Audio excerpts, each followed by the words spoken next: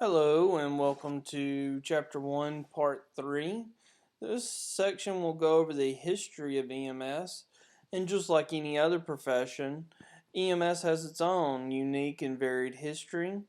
If you can think back to the day where we were and where we are today, we have traveled a very long distance. We have gone from the days of just picking patients up and throwing them on a litter and taking them to the hospital to providing advanced medical care at the patient side. Now, I can tell you just from my experience as a EMS provider, from when I started in EMS to where we are now is nowhere near the same thing. And I'm excited to see what's going to happen over the next 20 years because it's going to change drastically as technology improves, as medications improve, and as our skill level develops.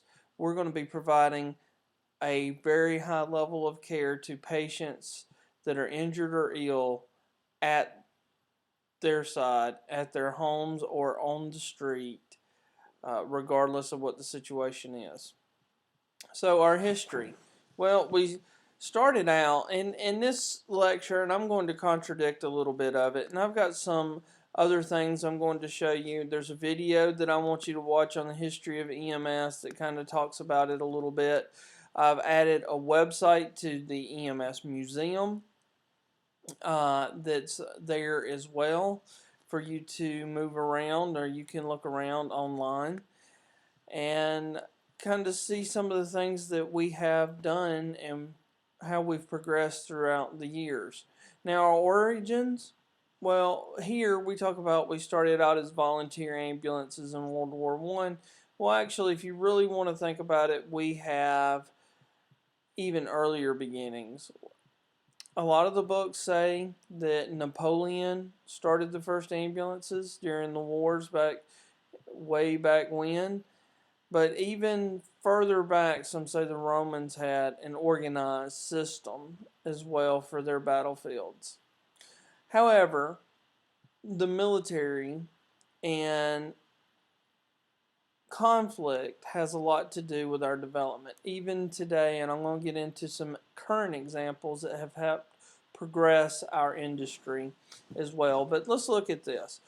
Volunteer ambulances in World War One. The Red Cross did a lot of work to help casualty victims that were down in the field because victims were getting shot and left to die. And the same thing happened in the Civil War. They had makeshift litter teams and carriages that would go out and attempt to try to pick up the injured and sick. Then, as World War II progressed, we started seeing medics in the field. That's where you see the movies where the soldiers are screaming, "Medic! Medic!" And somebody with a little red cross on their shoulder comes out and provides care. Then we progressed during the Korean conflict to having helicopter EMS, where we realized that the faster we get these casualties off the battlefield and into the care of a physician, specifically a surgeon, the better off they were. And you see this examples of this on the show MASH. A lot of our care and our early origins really came from these early conflicts where we found out that, hey, the sooner we get aid to these injured soldiers, the better. So why doesn't that equate to the same thing in civilian life? So we had a lot of advances in trauma care that came about during the Korean conflict and the Vietnam conflict. And I can say, personally, and I've seen it in most of us that have been in the field for a little while, is not only the Vietnam and Korean conflicts, but even Desert Storm and the Iraq and Afghanistan conflicts that have been going on. We have progressed our care. For instance, the way that we take care of patients who are bleeding now. I remember when I first started in EMS, you would have never used a tourniquet. And now we're going straight to tourniquet care. We're using hemostatic agents now. we're using interosseous, and so on. So even the recent conflicts have helped progress the way we look at trauma and treat patients.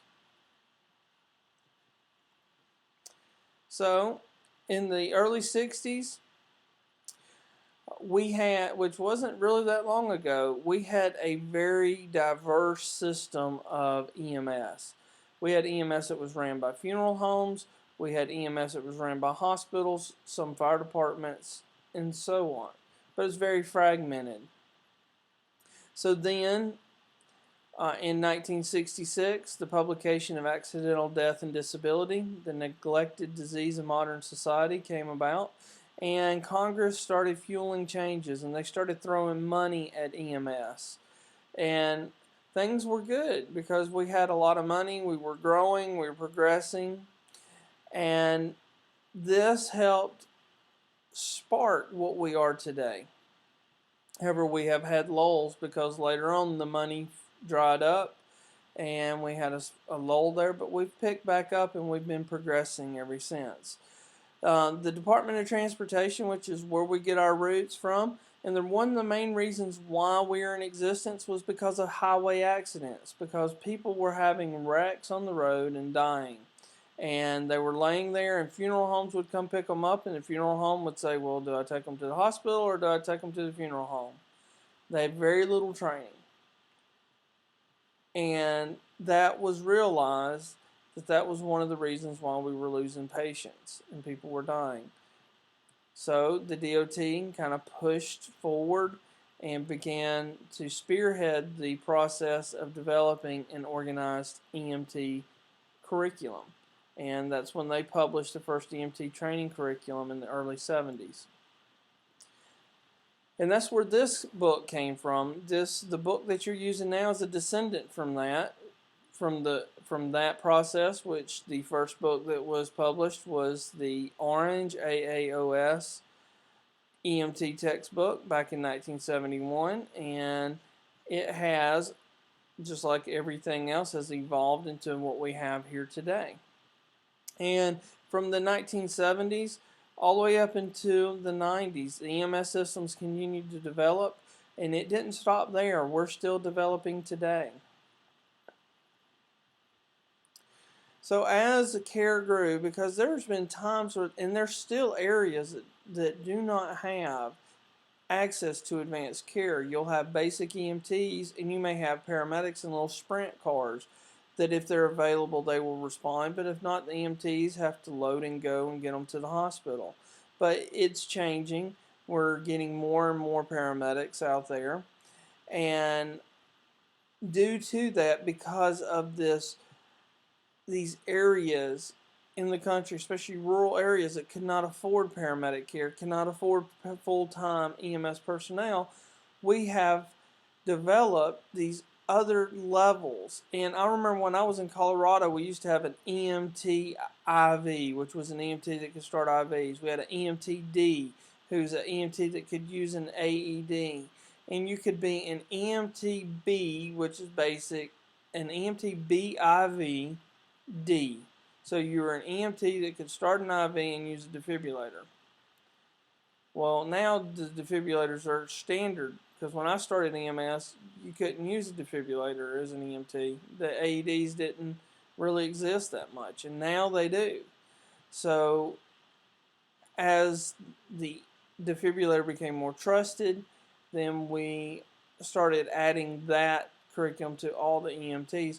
But across the country, you had other skills that EMTs could perform. Like there were some areas that had an airway component that an EMT could use, where an EMT could use a combi tube, and so on.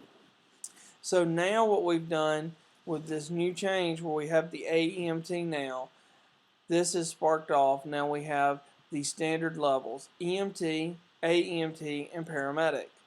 And they've standardized it across the country. And our efforts are still underway to get everybody on board. To my knowledge, just about everyone is on board with it.